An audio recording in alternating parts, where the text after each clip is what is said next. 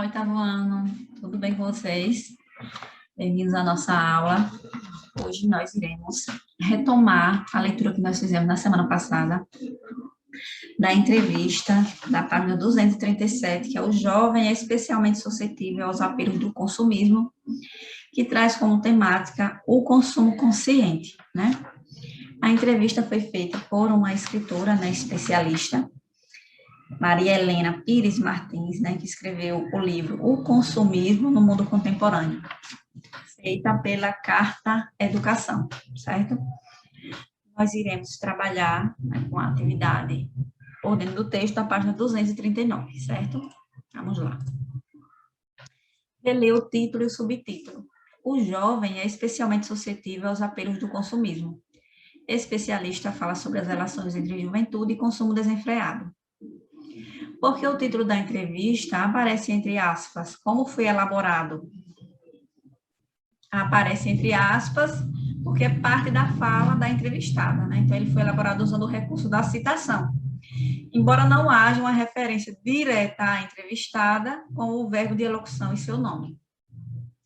O que o subtítulo antecipa em relação à entrevista? Antecipa o tema abordado na entrevista com a especialista. Releia o primeiro parágrafo da entrevista e responda: quais situações da sua vida promovem prazer, sucesso, felicidade e alívio? Você já sentiu essas sensações ao comprar algo? Então, aqui são questionamentos, né, que devem ser respondidos unicamente por você, né? São perguntas pessoais. No segundo parágrafo é feita a apresentação e a contextualização da entrevista. Quem é entrevistada? A pesquisadora Maria Helena Pires Martins. Porque ela foi convidada pela Carta Educação para tratar de consumismo. Porque ela é autora do livro O Prazer das Compras, o consumismo no mundo contemporâneo.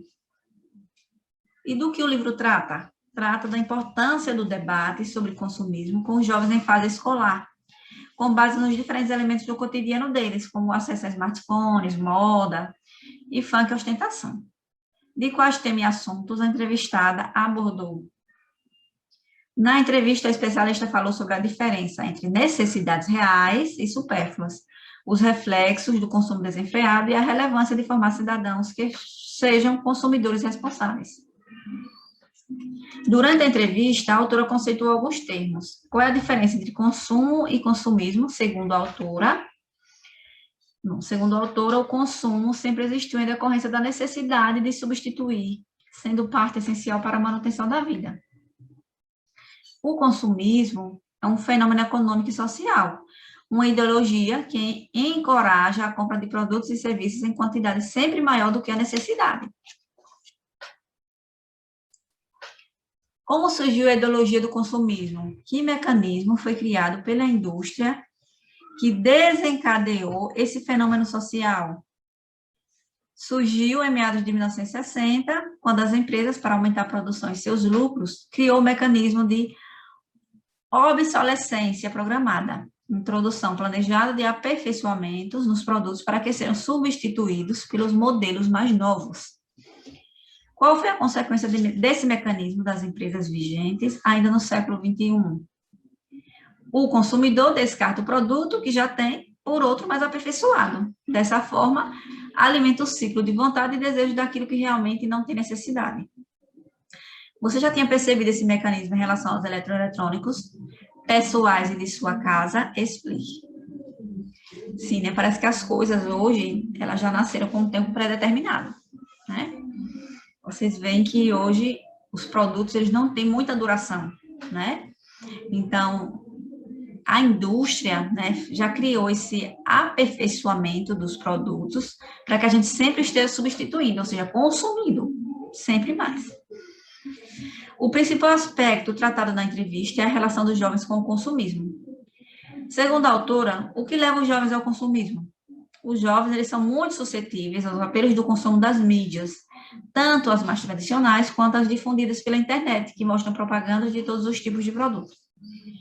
Como é a influência de blogueiros, né, vloggers, em relação ao consumo dos jovens, segundo a entrevistada? Então, os blogs, né, os vlogs também apresentam modos de vida considerados desejáveis e tem patrocínio para anunciar os produtos. Então, a consequência disso é o que o aval desses influenciadores digitais tem se tornado essencial para os jovens projetarem uma determinada imagem e adotarem a moda desse grupo do qual se identificam. Você costuma seguir esses influenciadores digitais? Eles influenciam ou já influenciaram suas escolhas de consumo? É uma resposta pessoal. De acordo com a autora, qual deve ser o papel da família na educação para o consumo?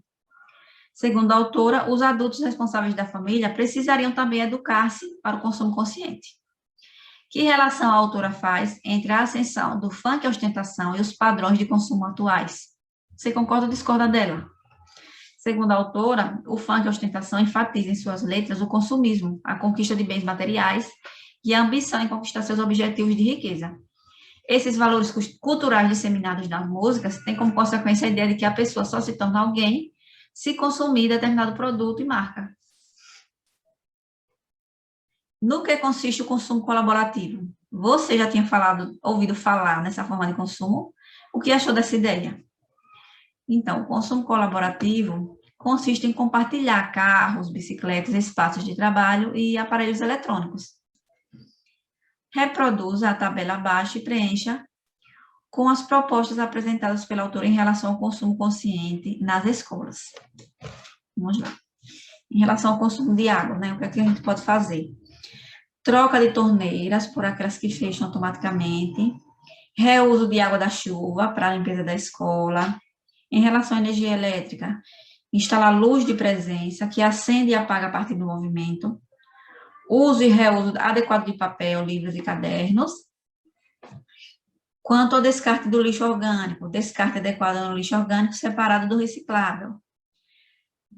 Separação do lixo reciclável e encaminhamento da coleta seletiva, né?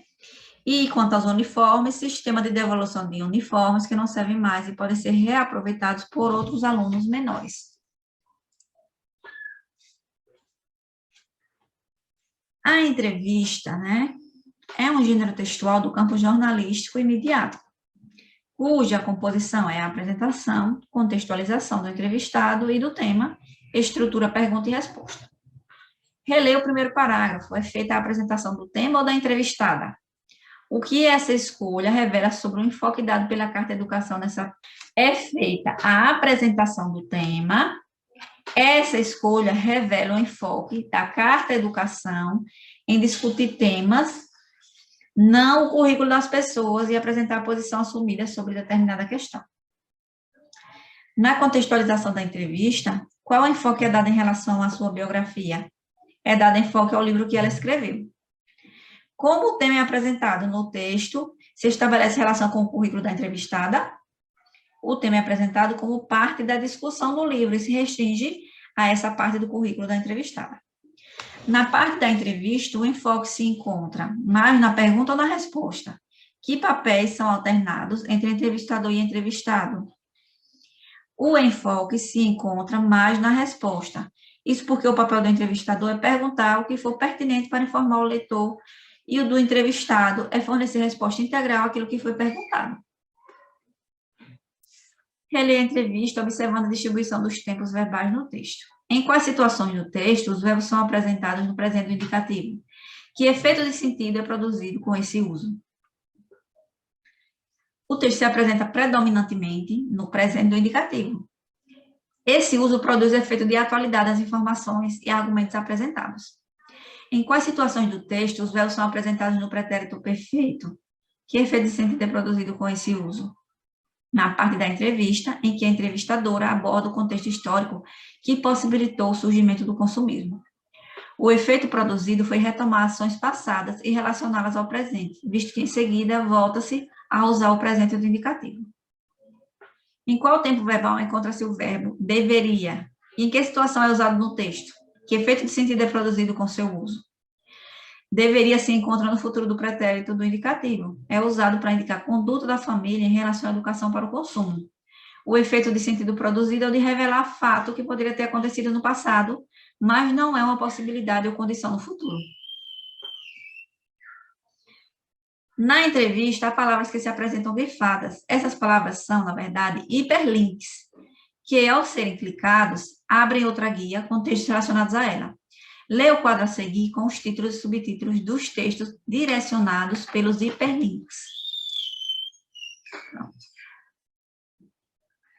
Vejam, esses termos grifados aqui, né, eles são hiperlinks. Então, a pessoa, né, ao acessar a entrevista, né, e clicar em um desses links, ele será redirecionado para outra página, né, que traz um conteúdo relacionado ao conteúdo da entrevista, certo? Então, pela leitura dos títulos e dos subtítulos, quais textos relacionam-se diretamente com a discussão apresentada na entrevista com Maria Helena Martins? Alugam-se brinquedos, porque a publicidade infantil é antiética, era meu e agora é seu. As escolhas feitas para título e subtítulo revelam a posição assumida pela Carta de Educação em relação aos temas consumo e consumismo. Sim, porque elas têm uma relação de continuidade temática. Quais textos não se relacionam tão diretamente com as discussões feitas na entrevista? Os pais têm medo dos filhos, de dizer não, e o funk na escola, embora tenha alguma relação com a discussão, não tratam de tema relacionado à educação para o consumo. Pode-se dizer que esses textos são hipertextos, por quê? São hipertextos porque se associam a vários outros com alguma relação na discussão. Nossa aula chegou ao fim. Gratidão e até a próxima.